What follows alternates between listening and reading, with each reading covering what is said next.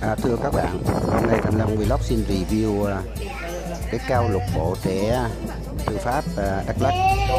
Có hai giảng viên là thầy Huy Kim và thầy Đinh Thế Cường đã quy tụ tại cao lục bộ quán cà phê Emin 180 Trần Nhật Duật, Buôn Ma Thuột, tỉnh Đắk Lắk để chuẩn bị cho cái Tết Tân Sửu 2011, để cho chữ cho tất cả các bà con. Xin các bạn cao lục bộ thư pháp và tất cả những quý khách đã ủng hộ kênh Thanh Long Vlog, và xin các bạn hãy đăng ký ủng hộ Thanh Long Vlog. Thanh Long Vlog xin review cái nguồn gốc của cái thư pháp đã ra đời của Việt Nam của chúng ta. Mộc thi thư pháp. Thư pháp một nghệ thuật. Người xưa còn xem mỗi chữ Hán như một bức vẽ xuất hiện từ đồ họa, nên đã nâng cao thành một thứ nghệ thuật rất đặc biệt gọi là thư pháp. Viết thế nào để nét bút thể hiện được những rung cảm thưởng ngọn, mang đầy đủ cái đẹp khách quan văn bản và chủ quan tác giả. Chẳng những là nghệ thuật thư pháp, còn là đạo. Những người xưa đã nói học tập thư pháp là khả dĩ tu thân dưỡng tính, đào giả tâm tánh. Rèn luyện thư pháp có thể sửa mình, nuôi tính và uốn nắn tình cảm theo từng thời kỳ lịch sử. Thư pháp dựa trên từng tự thể khác nhau, nhưng quan trọng nhất vẫn là lệ thư, tiểu truyện, khả thư và hành thư. Trong đó thể thảo thư xuất phát từ chân thư và hành thư chiếm vị trí rất quan trọng.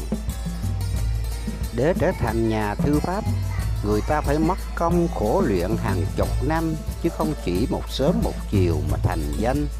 Bởi thế Nhật Bản mới gọi là thư đạo. Bên cạnh võ đạo và trà đạo, những thiên thư pháp lừng lẫy không khác gì bảo vật. Chẳng hạn như Thái Ung thời Hán viết thiên lý luận bút pháp. Ở nước ta, vì cái học khoa cử để đổ ông nghề ông cống làm cụ tham cụ thượng, nên ít người rèn luyện thư pháp, cho rằng đó là một nghề hoa văn của bọn thư lại. Đúng như Phạm Đình Hổ nói, nước ta có tiếng là văn hiến, không khác gì nước Trung Hoa. Thế mà một chữ viết chữ lại cho là việc của kẻ thơ lại. Không ai thèm lưu ý học đến, không biết tại sao. Nhưng họ Phạm cũng khen ngợi Hoàng Phi Hổ, một nhà thư pháp cùng thời với mình. Ông lúc nhỏ viết lối hành thảo rất tốt, bắt chước được chữ của Mễ Nam Cung, Đồng Kỳ Xương.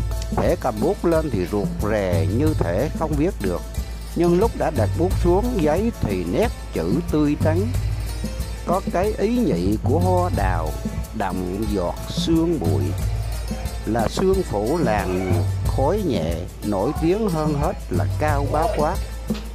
Với hai câu đối còn sót lại chính là gợi ý của Nguyễn Tuân viết truyện ngắn chữ người tử tù trong vang bóng một thời. Thưa Mộc thi thư pháp, Thanh Long Vlog xin mượn cái dữ liệu này để ghi lên cái thư pháp trẻ Đắk Lắk. Rất cảm ơn Mộc thi thư pháp và xin Mộc thi thư pháp thứ lỗi. Thanh Long Vlog xin chân thành cảm ơn.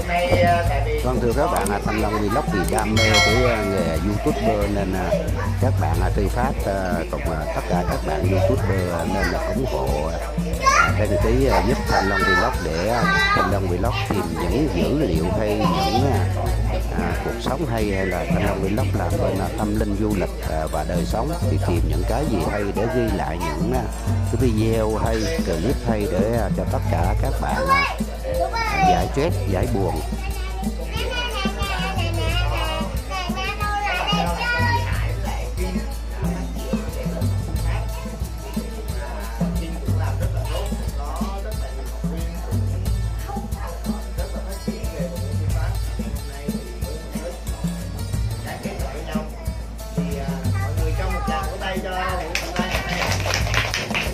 Bây giờ Kim nha. Kim giới thiệu cái lớp của mình đi. Thì cái lớp của mình thì lớp của mình thì đã học một trường rồi. Thì bây giờ thì muốn duy trì cái lớp thư pháp của Đắk Lắk mình phát triển nhiều hơn á, thì hiện tại Kim đang có mở một lớp thư pháp. Thì các bạn ở đây á thì đều học một kiến hết, như cũng là trường đấy, cũng được 1 năm rồi, theo lâu rồi. Thì như là Tony đây cũng còn nhỏ nhưng mà đây là thư pháp. Thì có chị Tâm, thì chị này cũng là mới vô học tháng rồi đó. Có chị Phân thì giới thiệu luôn là chị Phân này là hiện tại thì Kim đang dạy tại quán của chị ở 02 Hoàng Diệu. Thì đó thì Kim dạy tối các bạn muốn tới thì Kim này cứ Kim hoặc là trường đây cũng được. Thì còn có chị Trang đây thì cũng là học từ trường rồi đây. Rồi có Cưng nữa. Cưng ơi, đứng lại chào mọi người cái luôn. Không. Xin chào mọi người, mình là Thương. Hiện tại Thương là một họa sĩ cũng rất là tài năng ở Đắk Lắk chúng ta, chuyên về lĩnh vực gỗ, vẽ bút lục trên gỗ, rồi vẽ trên gỗ. Nếu mà ai mà muốn tìm hiểu về cái dòng tranh của Thương á thì Facebook là một người Sơn Thương. Và chắc chắn xong cái buổi tối ngày hôm nay thì chúng ta sẽ lập lại một cái nhóm ở trong nhóm nội dung tin nhắn thôi, và mình sẽ thêm tất cả những người ở đây vào để sau này mình sẽ liên lạc với nhau. Và kể cả Tết năm nay mình có những cái chương trình gì mà nó liên quan tới hoạt động về thư pháp, mình có thể cùng nhau để lấy hình ảnh cũng như là phát triển thử sức. Nhiều người có thể là đi học viết nhưng mà chưa ngồi ra để tặng chữ cho người khác, nên là mình có thể thử sức với một vai trò ông đồ bà đồ gì đó. Và đặc biệt là cái thư pháp á, thường hồi trước á, mà dạy cho tất cả các bạn á, mình rất là chú ý về cái vấn đề học thư pháp. Ví dụ như mình học thư pháp, mình viết được chữ đẹp ok, mình chỉ hoàn thành được tầm 30% đến 40%. Và thực sự để trở thành một người thư pháp gia thực sự á, thì không chỉ học chữ mà các bạn học còn rất là nhiều thứ. Các bạn học cách chơi chữ thư pháp như thế nào, cách nói chuyện với mọi người như thế nào, các bạn hiểu về thư pháp như thế nào, cách đối xử của chúng ta với mọi người như thế nào, đó mới gọi là thư pháp. Nên là hồi trước mình rất là mong muốn tất cả các bạn mình vừa học thư pháp nhưng mà mình phải đưa lại cái tâm của mình, cái đức của mình chẳng hạn. Đó là mấy một thư pháp gọi là chu. Và cũng có nhiều bạn học trò học thư pháp. Thư pháp là một cái bộ môn về văn hóa, nói về cái đó. Những bạn cứ lên Facebook và cứ đăng nói tục kỹ thuê gì đó, đó là những cái việc đối với cái thư pháp của mình. Đây là mình cố gắng mình rèn luyện cái chữ và cái tâm của mình sao cho nó sáng, và người ta nhìn vào đó là người ta tôn trọng. Rất là mong muốn tất cả chúng ta sẽ cùng nhau cố gắng hỗ trợ lẫn nhau phát triển. Và đây là chị Duy, Facebook Duy. Các bạn có biết không nhỉ? Rồi bây giờ chị giới thiệu xem ra. Xin chào tất cả các bạn nhé. Thực ra thì mình mới gia nhập đàn thư pháp từ 1 năm rưỡi đây thôi. Nhưng mà mình ấp ủ là từ cách đây 10 năm. Và hồi xưa là đã tập lên thì lúc một cái trường. Nhưng mà lúc mà hỏi cái trường nó bận và không có dạy được, thì mình tập trung mình học. Lúc đầu tiên thì đúng là hơi khó khăn thật. Phú với Minh Hiếu là giống như cặp vợ chồng cùng nhau đi tham gia câu lạc bộ á. Rồi sĩ Phú chia sẻ gì cho tất cả mọi người không nào? Xin chào tất cả mọi người, mình là Sĩ Phú. Từ trước thì nói chung cũng đam mê thư pháp và lần lội từ Crong Bách tới Buôn Mê Thuột mình thứ 7 hàng tuần.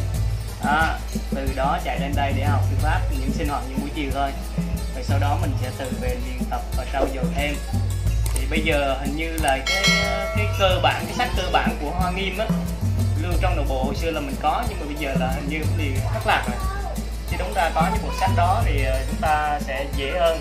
Nhưng mà bây giờ thì YouTube rồi có nhiều, đó là mọi người có thể làm để tham khảo và anh em có thể học hỏi lẫn nhau. Thực sự thì bước đầu cũng khó khăn, nhưng mà sau này thì ai cũng vậy thôi, chúng ta từ trau dồi và linh động trong cái vấn đề mà trau dồi thêm chữ của mình thì sẽ ra đường để làm những sự kiện chẳng hạn. những người mà chưa từng tiếp xúc với sự kiện á, chúng ta nên đi để tiếp xúc, để thử sức mình để coi là mình có đủ năng lực hay là mình có đủ tự tin để mà cho chữ cho họ không. Vì nhiều lúc mình ngon cùng nhau có tự tin này là tốt hơn. Vỗ tay cho Hồ Đình Phú. Mà đặc biệt nói trong cái vấn đề cho chữ á, không phải là mình họ thích chữ gì mình viết cho người ta chữ đó là gọi là cho chữ đâu. Ví dụ mình viết chữ Hiếu đi, có hai trường hợp. Ví dụ một bạn đó là bạn cảm thấy bạn đã làm sai với bố mẹ điều gì đó rất là nhiều, bạn ấy xin chữ Hiếu. Thì trong cái chữ Hiếu của mình á, nó phải thể hiện đi cái sự lễ trọng, cái sự gọi là lầm lỗi của bạn. Chữ Hiếu không trọn vẹn, đó là chữ Hiếu dành cho những bạn kiểu là đã từng có lỗi. Và có một bạn học sinh, bạn ấy rất thương bố mẹ, bạn ấy xin chữ Hiếu, thì mình sẵn sàng mình tặng cho bạn ấy một chữ Hiếu rất là tròn trịa, rất là trọn vẹn. Và đó cũng chính là những cái cách mà mình nhìn nhận con người người ta không thấy được cái hồn của đó. Đó cũng chính là những cái cần. Và thực sự dịp Tết thì rất là nhiều đơn vị và thực sự thư pháp này rất là nhiều doanh nghiệp họ muốn có tình công đồ chẳng hạn. Cho nên mà khi đó họ cũng nói nếu như là người nào muốn đi theo tổ chức và có những chương trình có thể kéo nguyên cả câu lạc bộ đi chẳng hạn, là bảo tàng đặt giao để mình xây dựng cái hoạt động bền vững của câu lạc bộ. Chị Trang, đọc môn của thầy Kim. Là mình cũng học trên những bài rồi giữa em lên đây trên Facebook là thấy tiểu sử rất là thích viết, có thể một cả ngày viết từ các bạn viết được. Trang thì cái là chị cái thư pháp thì cái năng khiếu một phần, nhưng mà quan trọng chúng ta phải chọn trường và đam mê nó, yêu thích nó, chúng ta mới rất là đa dạng nhiều thể loại. Rồi vỗ tay cho chị Trang lần nữa. Hồi nãy giờ là mình đã nói chuyện với những người gọi là nổi trội trong cái thư pháp. Bây giờ mình sẽ tham khảo ý kiến của những người mới học thư pháp. Đúng rồi, coi thử là thấy như thế nào khi một tháng học thư pháp, có nên bỏ cuộc hay là tiếp tục cái đường dạy. Đúng rồi. Đúng rồi đó. Đúng rồi đó.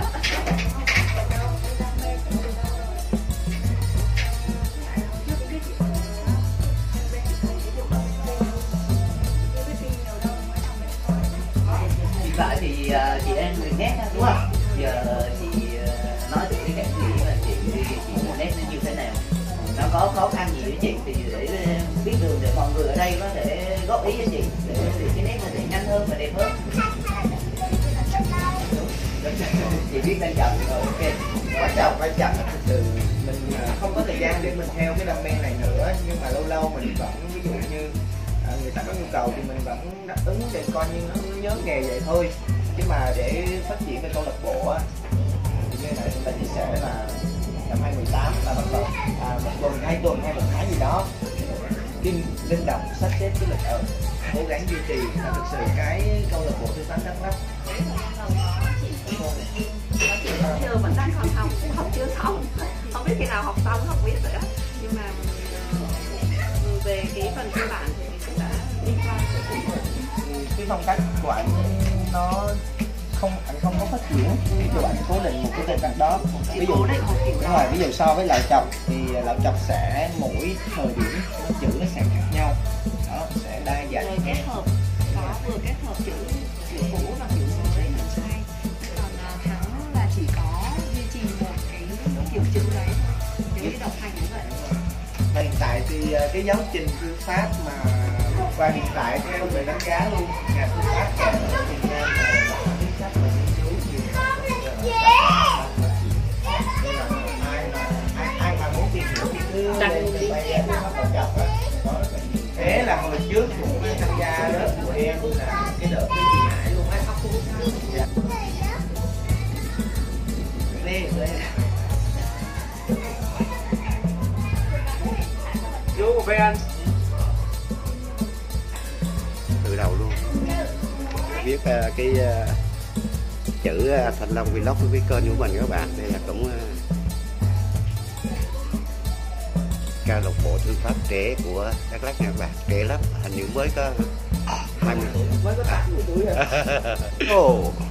Trời, mà đây là kênh của mình các bạn. Cái đây là nối tiền mà không nối tiền lấy vàng các bạn ơi. Có những bàn tay không vướng nét kiêu sa, cũng không tô chút màu hồng hạnh mà vẫn hồng tươi của nét bút thư pháp trẻ Đắk Lắk kìa các bạn. Đây các bạn, câu lạc bộ thư pháp trẻ của Đắk Lắk kìa các bạn. Dạ con tên Quy. Tên Quy gì ạ? Dạ chị ơi. Hơn 1 năm là cái đầu tiên học là gian nan và khó khăn nhất của cái thư pháp là con có nhớ không? Là mấy cái buổi đầu tiên dạ, học mà viết nét, con gọi là vẽ lông mày đấy. Là cái đầu tiên của cái nét bút học thư pháp đó, con viết lại chỗ này đi là cái nét bút đầu tiên của cái người học thư pháp này các bạn. Là cái nét này chú. Đó các bạn thấy cũng là một cái bút nhưng mà có chỗ đậm chỗ nhạt, đó là lông mày. Dạ, đó lông mày. lông mày chú. Rồi cảm ơn con nha.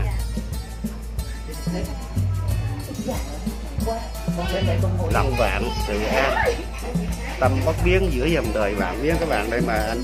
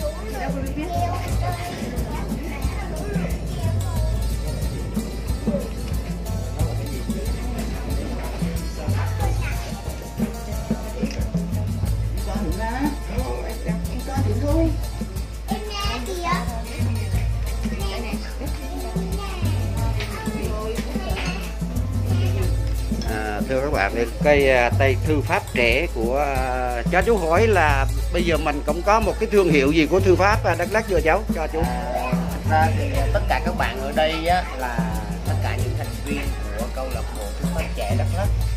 Và câu lạc bộ thư pháp trẻ Đắk Lắk thì thành lập khoảng 8 năm. Và trong đó thì sẽ có những người mới, những người hay, có những bạn đã viết rất là tốt, nhưng mà có những bạn thì đang trong quá trình để mình tập luyện. Hôm nay là một cái buổi gọi là sinh hoạt thường niên của câu lạc bộ. Cho chú hỏi là cái câu lạc bộ mình nó nằm ở đường nào cháu ạ? Thực ra thì nó sẽ hoạt động tự do chút. Sẽ thay đổi địa điểm liên tục để mình sinh hoạt, để mình sẽ có những cái không gian mới. Nghệ thuật thì nó luôn luôn được thay đổi và đổi mới, kể cả địa điểm hoặc là cái phong cách chữ như vậy. Chứ không có nằm cố định. Hình như chú có nghe nói là bên quán cà phê Emi ở tại Trần Nhật Duật muốn mở một cái câu lạc bộ thư pháp ở quán cà phê này cháu. Cà phê Emi là một cái không gian nó gọi là nó đặc trưng của văn hóa, nên là cái thư pháp nó cũng chính là một cái văn hóa ở Việt Nam. Thì không phải là mở một cái câu lạc bộ, mà đây chỉ là một cái điểm gọi là nó phù hợp để tất cả anh em. Vậy là cái sinh hoạt mình một tháng mình sinh hoạt ở đây mấy? Thực sự thì hiện tại đang có một lớp thư pháp dành cho những người đam mê. Hiện tại là thầy Kim là đang là người giảng viên, và hiện tại một tuần có hai buổi. Thì Kim bữa cháu viết trong biệt điện phải không? Bảo tàng tỉnh.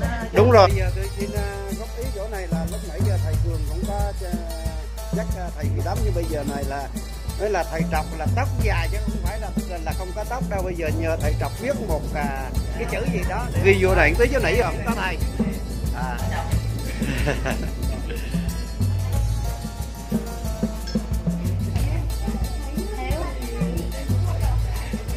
Mới về chiều.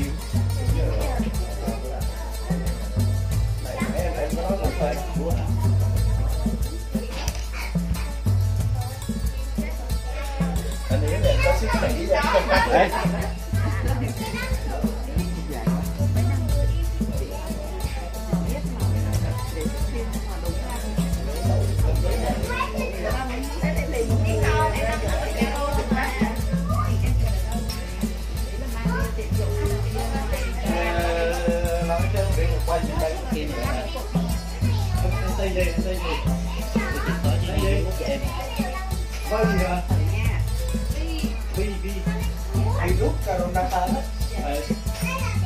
Đây là tháng sau em biết.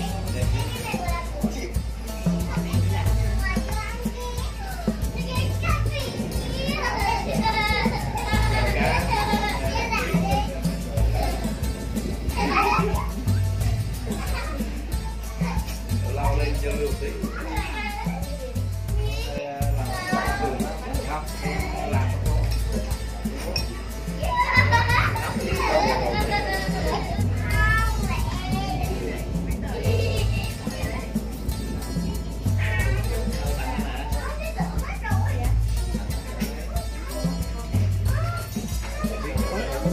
Chỉ một tấm tập trung với mọi người cho vui.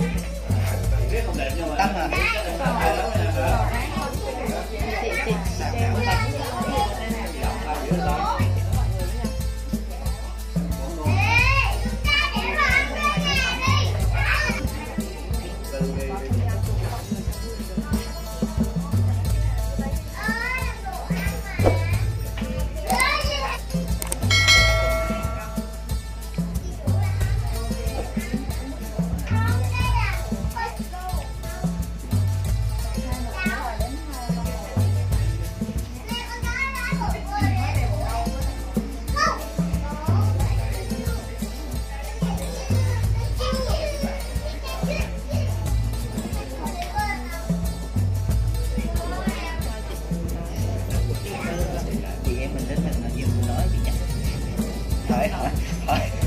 Hỏi quen em quen chị hả?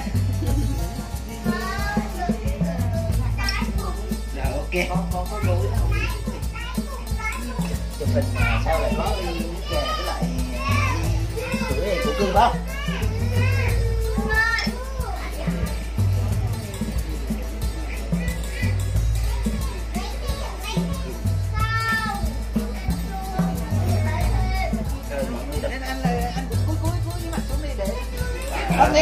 Chủ quán Đúng rồi đó, nãy giờ bắt nét anh không à. Thôi giờ tôi xin góp ý chỗ này là lúc nãy giờ thầy Cường cũng có nhắc thầy Hiếu vừa thầy Trọc nhiều lắm, nhưng bây giờ này là nói là thầy Trọc là tóc dài chứ không phải là không có tóc đâu. Bây giờ nhờ thầy Trọc viết một cái chữ gì đó để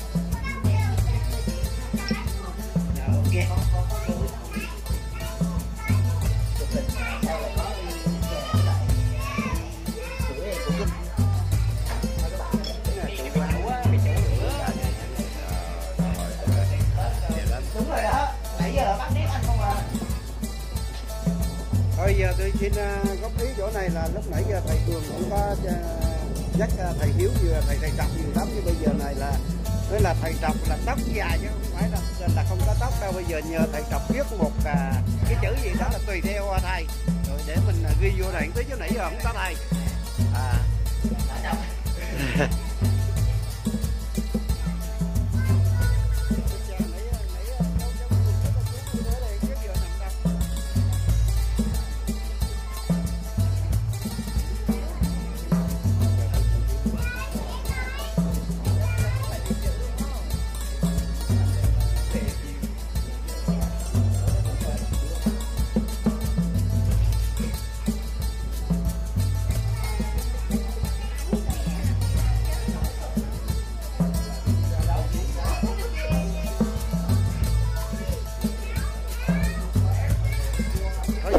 biết đi. Tôi thì tóc dài.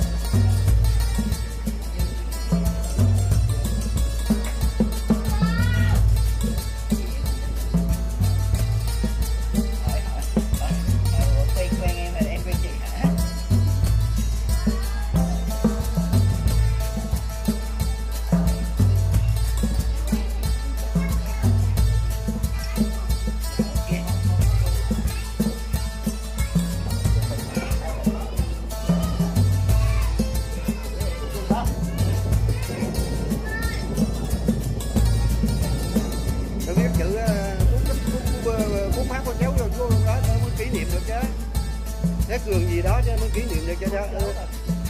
À.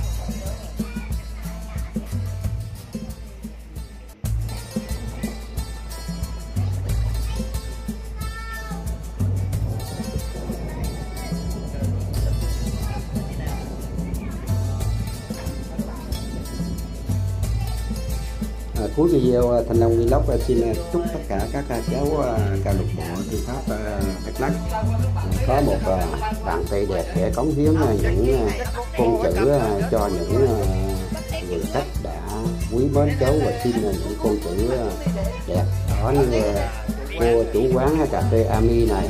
Thì vâng, xin cuối cùng tất cả các cháu hãy ủng hộ đăng ký kênh YouTube Thanh Long Vlog. Chú xin thân chào và chúc tất cả các cháu sức khỏe trong cuộc sống. Xin chào chú.